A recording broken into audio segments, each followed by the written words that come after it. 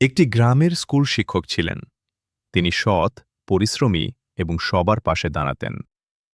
কিন্তু একের পর এক বিপদ তার জীবনে আসতে লাগল। চাকরি হারালেন, অসুস্থ হলেন, মানুষও ভুল বুঝল।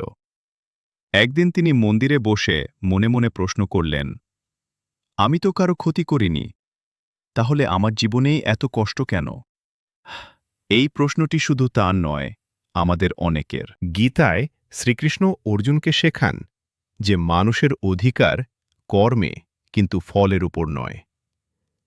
জীবনের সব ঘটনা আমরা সঙ্গে সঙ্গে বুঝতে পারি না। কষ্ট সবসময় শাস্তি নয়, অনেক সময় তা মানুষকে ধৈর্য, প্রজ্ঞা ও শক্তি শেখায়। প্রতিকূলতা আমাদের চরিত্রকে গড়ে তুলতে পারে এবং নিজের ভেতরের শক্তিকে চিনতে সাহায্য করে।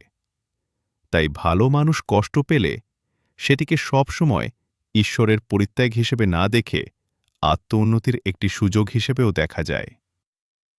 আজকের পৃথিবীতে আমরা দ্রুত ফল চাই, কিন্তু একটি বীজ যেমন একদিনে গাছ হয় না, তেমনি জীবনের ভালো কাজের ফলও সবসময় সঙ্গে সঙ্গে দেখা যায় না। কষ্ট আমাদের শেখায় অহংকার কমাতে, অন্যের দুঃখ বুঝতে এবং কঠিন সময়েও সৎ পথে থাকতে।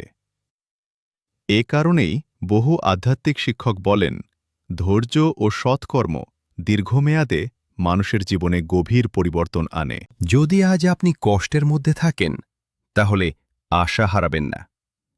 ভগবান শ্রীকৃষ্ণ বলেন, নিজের কর্তব্য পালন করুন, সৎ থাকুন এবং ফল নিয়ে অতিরিক্ত চিন্তিত হবেন না।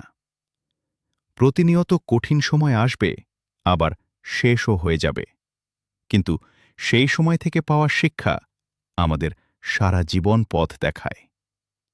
ভিডিওটি যদি আপনার মনে আশা জাগিয়ে থাকে, তাহলে লাইক করুন, চ্যানেলটি সাবস্ক্রাইব করুন এবং আপনার জীবনে এমন কোনো কঠিন সময় এসেছে কি?